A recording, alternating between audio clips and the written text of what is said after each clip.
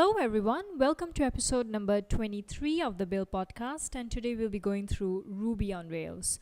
Ruby on Rails is a hugely popular web application framework that allows us developers to quickly, rapidly build up a web application.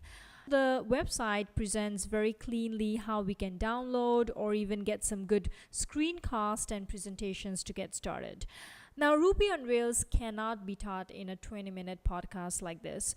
Rather, my intention is to present some concepts as well as some links where we can learn Ruby on Rails as well as Ruby, the programming language fundamental behind Rails, to get started. It definitely will take a few months or even a year to get deep into Rails, so I highly suggest taking this episode as a stepping stone. Now, one recurring theme about these web application frameworks is this concept of MVC, or Model View Controller. Our file and folder architecture is presented in three big formats, which is the model, the view, and the controller. Now, basically, the model will consist of the business logic, whereas the controller will kind of talk to the model, take this logic, and manipulate it to tell the view what to display. View in our case will be the HTML page. So at any one point of time, the view is not talking to the model at all. So this is one concept that I really find interesting when I look at other projects such as Django or Cake PHP. MVC concept keeps cropping up.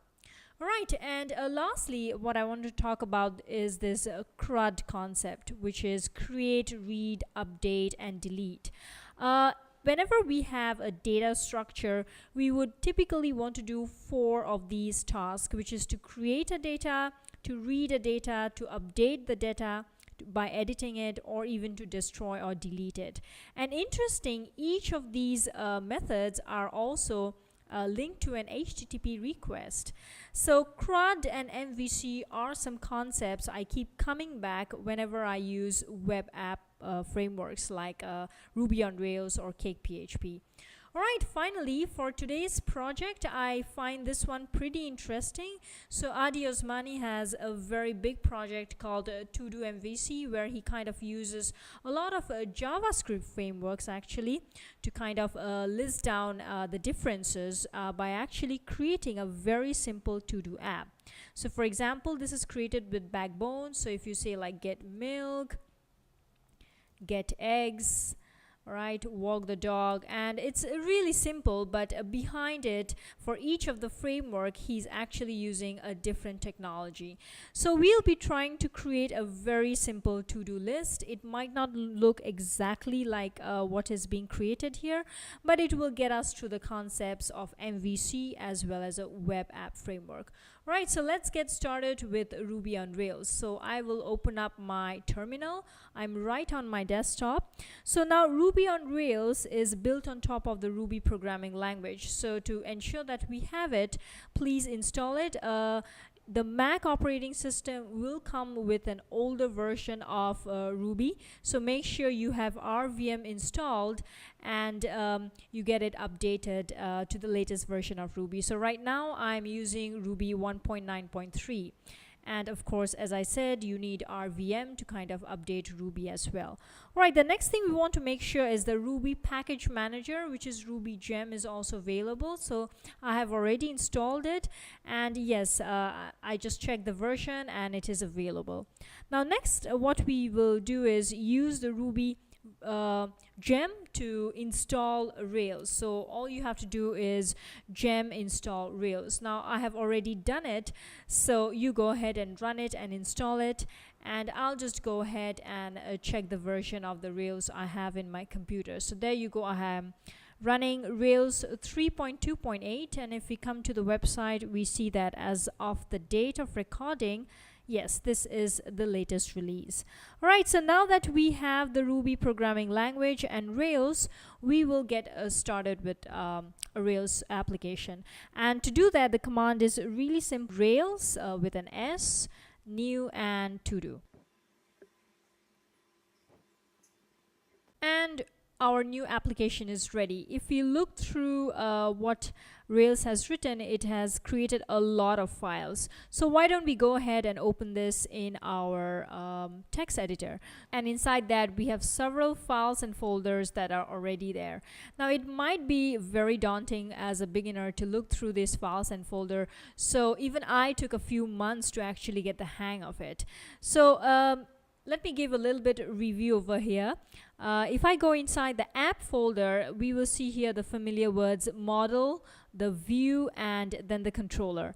Now inside the assets, it is our image, JavaScript, and style sheets, and mailers are something that will deal with the emails. Inside configuration, it will do some basic configurations for our application. DB is the folder that deals with our databases, SQLite in this case. We will be dealing with this folder in this episode as well. And next one, public. Public is the folder that consists of other HTML pages like the 404 or robots. And finally, over here we have some README documents as well as some gem files. Now, gem file is a file where we kind of list down all the other gems that are required for this web application. Right, so after this is done, we will come back to our terminal, and all we need to do is just run the Rails server. So in order to do that, we'll just do Rails server, or we can also do Rails S. And over here, it will clearly give us the local host address. So let's go ahead and click it. And there you have it. Our new Rails application is all ready to run and look into. Right, so the next thing we will do is kind of generate a model, a view, and a controller for task. And inside our new terminal tab, we will write a little bit of Rails command to generate the task, model, view, and controller. So to do that, it is Rails generate scaffold, and we will give it a name. So for us, it is task. And let's say our first task has a parameter done, and it is a Boolean. Right, and next it also has a description. So let me just add a description, and let's say it will be text, and lastly it will have a category, or let's say just a tag, and it will be just a plain string. So notice when I press this, Rails will be generating a lot of files.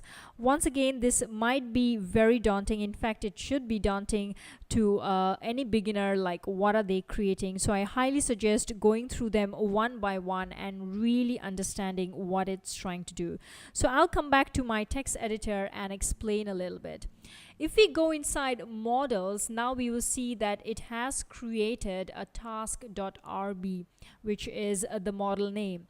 And over here, as you can see, there are the three parameters here: description, done, and tag that we created. Now inside the views under the task, also we have about 6 files, right? Index, new, show, edit, and so on. And inside assets as well, if we go under style sheets, for example, it also creates a separate task.css or Sass in this case. And the same goes for JavaScript as well. Lastly, if we go under configuration, there is this very important file called routes.rb. Now routes.rb deals with the URL patterns and the paths. So over here we will see that it has created resources for task. So now if we come back to our URL, and if we press tasks, we will see that there is an error. So what we need to do is, after we have scaffolded, we need to create the database. So to do that, the next command will be rake db and then migrate. And once you see that, you'll see that along with the MVC, it will also create the table. So let's go ahead and look at the table as well before going back to the browser. So now under the database, under migrate, we will see this create task file. This basically the string of numbers refers to the date. And over here you will see that, hey, I've created a table and here are the various columns. As you can see, this relates very much to the parameters of tasks that we created earlier. Alright, so now if we come back to our browser and we refresh, now it says it could not find the table. We have migrated the database. Let's click refresh, and there you go. Listing task, and you have a new task because there are no tasks yet. So let's just create a new task here. This is obviously not done, so let's just say get milk. Alright, and tag, let's say it's grocery. Right, so create task. And now when I come back in the list of task, we will see that, hey, my data is added here. So if I go to show, which is basically read part of the CRUD acronym, and if we go to edit, we can also say edit, and let's say we can say get 2 milk cartons. Right, we can edit it, and of course the destroy, which is the last one, is self-explanatory. So the concept of CRUD is now coming into action.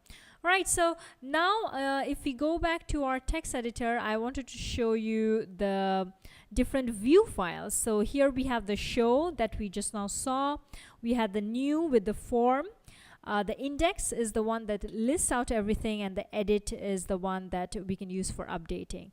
Alright, so now let's go ahead and add one more, and if we get back we will see that, hey, now we have 2 present here. Won't it be now nice if we can get back to the root URL and display them? But right now it is certainly not happening. We have to go to /task to make that happen. So to do that, we will once again have to come back to this file called routes or rather routes.rb, and over here we will see this little line that is commented here.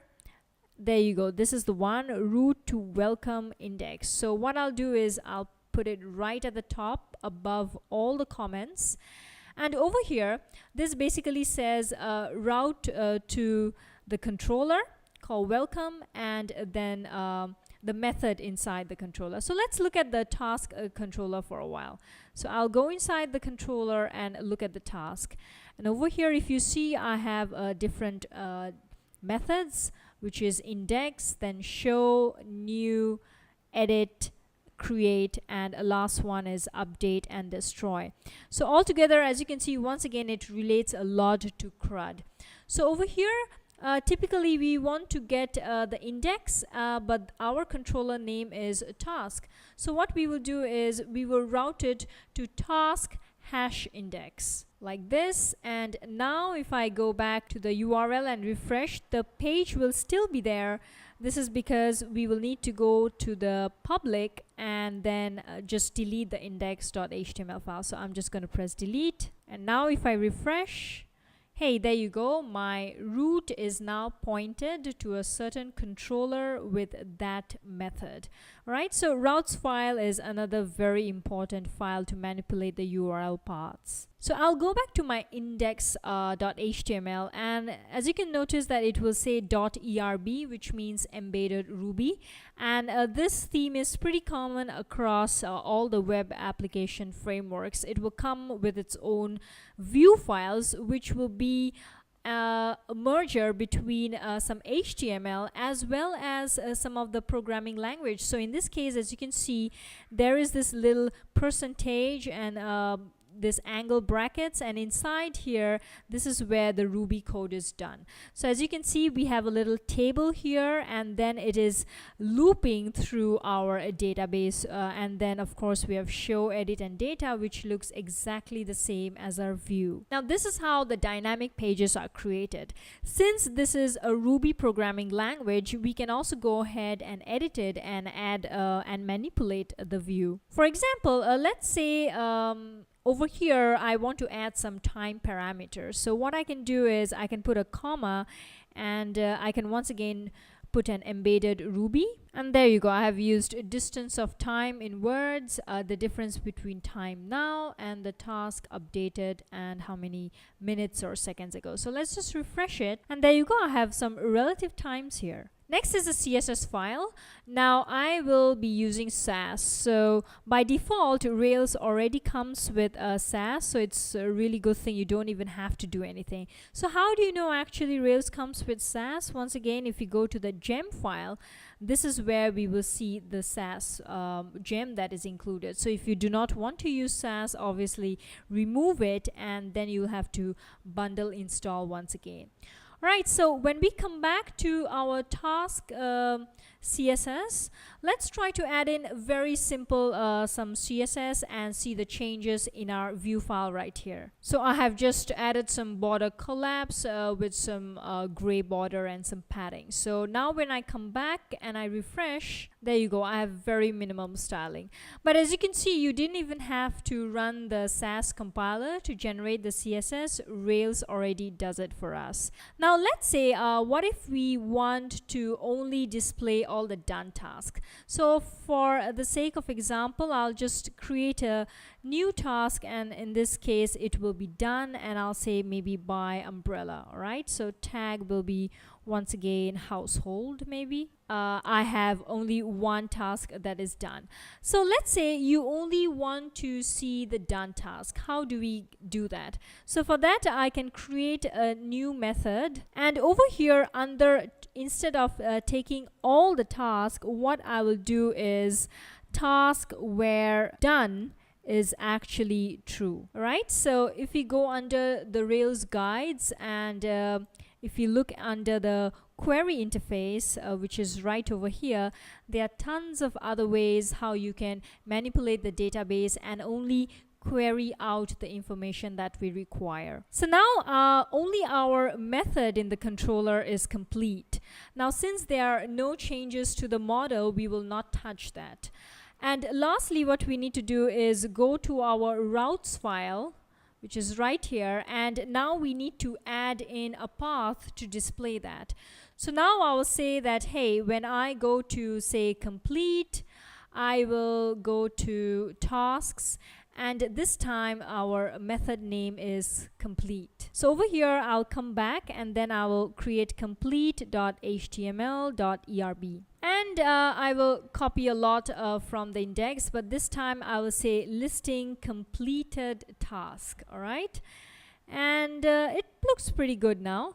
And over here probably I will click all tasks, and instead of going to the new path, I will just click to root underscore URL, and there you go. I am only listing the task that is done.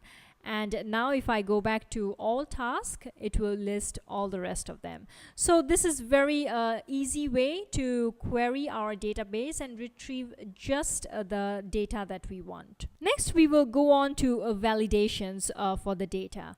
Alright, so what is a validation? So let's say now you want to add a new task, and all of them are blank, but you just press create task. Notice what happened, it will just create blank. And if you go back, we will see that, hey, there is a blank data with nothing inside. But what if we want to stop the user from doing it? So to do that, I will come back under task, and this time I will say, hey, description and tag must always be present. All right, so I will save it, and now I will go back and try to create a new task, and just click the button like before. And guess what? It will not allow me to proceed because there are two errors. So validations are once again very clean and neat way to validate a lot of data. Lastly, we will go through some associations. So let's say my task now has a list of nodes, and under each task there are nodes, and the nodes belong to task. How do we make this sort of connection? So let's come back to our terminal, and this time let's try to generate a scaffold related to nodes. And this time it will be a very similar syntax. Rails generates scaffold. The name of the scaffold is a node, and it has a parameter called description, which is a text. Right, so similarly, just like the task, it will create a bunch of files. Now this time, along with the generated table for node, we also want to add in one column so that we can associate each node with the parent task. So to do that, we do Rails generate migration, and of course we will have a task ID as an integer. And notice a new file is created. Let's go ahead and look at that file. So if you go under a DB and then migration, add task to notes, there you have it. I have one more column under notes, and which is task ID. So this is not enough. Now what we have to do is we have to go under a task model as well as the newly created model, which is note. So let me go under models here and then note, and then we have to make the association right here. Firstly, under note attribute accessible, I will also add in the new that I created, which is the task underscore ID.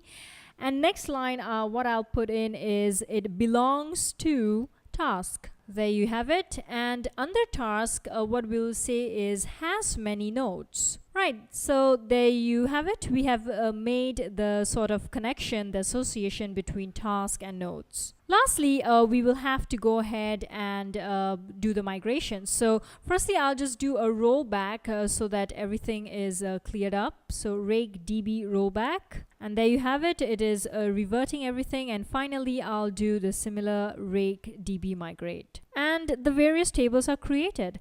Now, similarly, after creating the nodes, if we come back to our browser and if we just go to /nodes, we will see a very similar CRUD-like interface. So we can just go to new node, and then let's say for the getting the milk, maybe we can say high calcium, and maybe we create another node and say low fat. Now the node, finally, it also has to be linked to the task ID. So what I'm going to do here, previously, since we did not have that column, there was no task ID. So by default, I will add in the task ID as 1, right? So now since I have 1, so what I'll do is I will do a rake db rollback and rake db migrate once again, right? So this is just to make sure that all the nodes that we created, they all have the task ID as 1 from now on.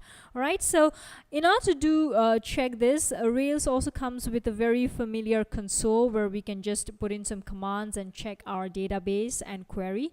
Also, you can do Rails C. So let's just get inside that. And let's say now we want to query all the nodes. So let's just do node all. So there you have it. It basically tells us all the nodes we have.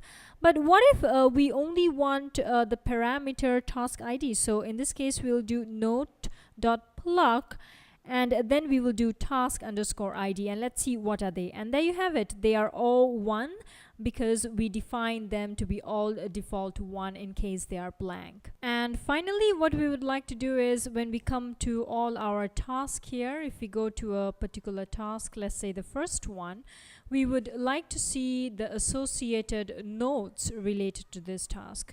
So in order to do that, we will go back to the show for the view under task, and over here I will paste in some code, and that kind of says that, hey, under each task go to the related nodes, and for each of the node just display the description, and then show. And guess what? Now we have nodes associated right here. But let's say we go back to nodes and we try to create one. New node. Over here we are not seeing the form, so we have to go back and change the form for the nodes a little bit, because apart from the description we also want the associated task ID. There you have it. So I have added in one more field for task ID, and now if I go back and I refresh, there you have it. So this time let's say I will just add in a node from IKEA, and I will add it to task number 2 and create node. And under get milk, we should see our 2 nodes right here, right? And if we go back and if we go to number 2, which is get table, we should only see 1 node right here, which is associated with task number 2. Right, so that's a little bit about Ruby on Rails. And finally, before we end off, let me just go through a few links related to Ruby on Rails. Now, a few Years ago, I kind of picked up this tutorial by Michael Hotel, which is really good to pick up Ruby on Rails. He's very detailed. He even covers testing and deployment to Heroku. And so I really recommend this one. Apart from that, there's also Railscast by Ryan Bates, and he's really awesome. He covers a lot of tips each week through short episodes. You have both the pro account as well as the free account. Next, there is also a lot of Ruby on Rails screencast by the Peep Code guys. These are really awesome developers that will show you some advanced stuff on Ruby on Rails as well. And finally, to get into other platforms, there is this framework Cake PHP that I spoke about previously. It also follows MVC methodology as well as the CRUD to create PHP-based web applications. So if you're comfortable with PHP, you can check this out. And there is also Django, which is based on Python programming language instead. So they all share the similar concepts of MVC as well as CRUD. Finally, for the build link of the episode, it is the Team Treehouse show. Right, so firstly, Treehouse is a great website. It's a paid website, but it covers web development, mobile development, and design in general. And I find this resource, which is a list of very short 15 to 20 minutes episodes that covers web development tips, and it is very well hosted by Nick Pettit and Jason Cipher. Right, so I highly recommend you to follow these two people on Twitter and also watch these shows. They are really fun, and definitely sign up for Team Treehouse for the account if you are interested into learning more about development in general. That's it about this episode of Build Podcast. So for all other episodes, check out the website build-podcast.com. You can subscribe through RSS, GitHub, iTunes, YouTube, Vimeo, and I would love to hear your feedback. Goodbye and see you next week.